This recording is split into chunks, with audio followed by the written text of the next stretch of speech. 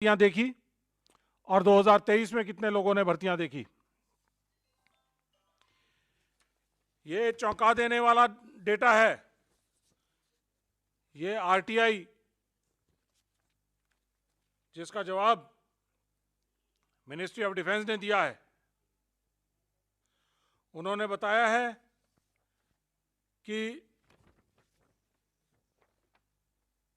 2022-23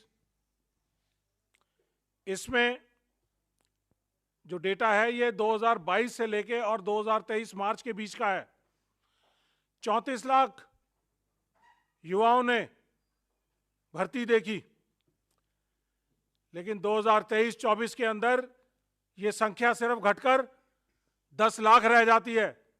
तो इसका मतलब कहीं ना कहीं ये अग्निपथ स्कीम और अग्निवीर जो इसके तहत भर्ती किए जा रहे हैं, ये देश के युवाओं को पसंद नहीं है, देश के युवाओं के लिए सही नहीं है, देश की सेनाओं के लिए सही नहीं है। 34 लाख युवा जो 2022-23 में देश की सेना में आना चाहते थे, उनकी संख्या घटकर सिर्फ 10 लाख रह गई। 24 लाख युवा जिनके देश सेवा के सपने को तोड़ा है इस मोदी सरकार ने, उसका जवाब देना पड़ेगा। इसका एक और पहलू है, क्योंकि कम लोग भर्तियां देखने आ रहे हैं, तो जब इनका कंपटीशन पहले होता था, हजारों की तादाद में जब दौड़ लगाते थे, तो आगे के 40-50 बच्चों को सिलेक्ट कर लिया जाता था।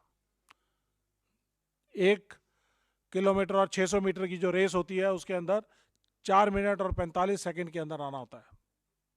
एक्सीलेंट। पास तो 5.5 मिनट तक होता है। 4.5 मिनट के अंदर युवा कंपटीशन की इतनी तैयारी करते थे, 4.5 मिनट के अंदर दौड़ पूरी करके आ जाते थे, सैकड़ों की तादाद में, और उनमें से शुरू के 50-60 बच्चे लिए जाते थे। आज 6 मिनट तक खुला रखते हैं एनक्लोजर को कि कोई तो पहुंच जाए। कंपटीशन कम हो गया और जो क्वालिटी है उसके अंदर कॉम्प्रोमाइज हुआ। साथियों, मैं जानना चाहूंगा कि मोदी सरकार अपनी सभी स्कीम्स को बहुत बढ़िया तरीके से, कि ये बहुत अच्छी है, कोई उज्ज्वला योजना है, कोई सेल्फी वाला कुछ योजना है, हर तरह की योजनाओं के लाभार्थियों की बात करते हैं। अग्निवीर के लाभार्थियों की बात क्यों नहीं करते? अग्निवीर स्कीम अगर इतनी बढ़िया देश के लिए है, तो इसके लाभार्थियों को देश के सामने क्यों नहीं लाते? जो अग्निवीर स्कीम आने की वजह से बेरोजगार रह गए, उन युवाओं से क्यों नहीं बात करते? उनको क्यों नहीं सामने लाते? या जो अग्निवीर भर्ती हो चुके हैं, उनको क्यों नहीं देश के सामने लाते? क्यों?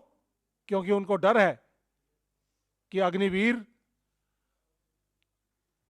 वो अगर सबके सामने आए तो इसकी बहुत सारी खामियां बताएंगे।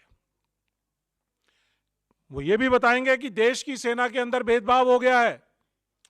एक ही यूनिट में 2 अग्निवीर और रेगुलर सैनिक साथ साथ उठते बैठते हैं, काम करते हैं।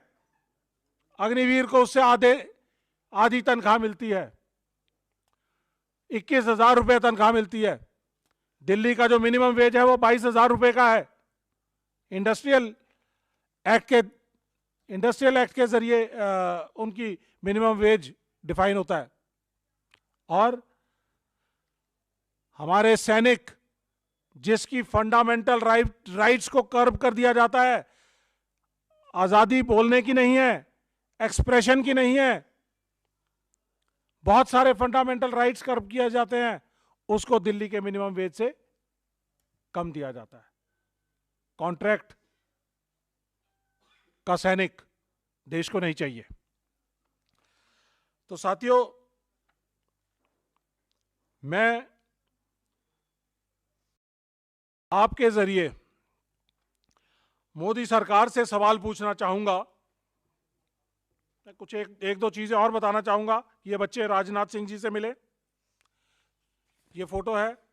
राजनाथ सिंह जी ने इनको आश्वासन दिया कि आपकी ज्वाइनिंग जरूर होगी। यूपी चुनाव के दौरान मिले थे, आश्वासन दिया।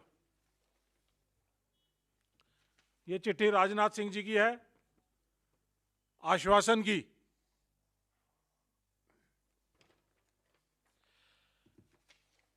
ये नर्सिंग असिस्टेंट जिनको रेगुलर सैनिक के तौर पे अग्निवीर स्कीम आने के बाद भी रेगुलर सैनिक के तौर पे जिनको लिया जाना था, उनकी भर्तियों को भी रद्द कर दिया गया। ये नर्सिंग असिस्टेंट है जो मेडिकल के अंदर, मेडिकल कोर के अंदर सेवाएं देते हैं। तो साथियों, मैं मोदी सरकार से साफ साफ सवाल करना चाहता हूं, पूछना चाहता हूं कि 100 भर्तियां आर्मी एयरफोर्स जिसके तहत 1.5 लाख से ज्यादा बच्चे सिलेक्ट किए गए, उनको ज्वाइनिंग क्यों नहीं दी? उनको तुरंत प्रभाव से ज्वाइनिंग दी जाए।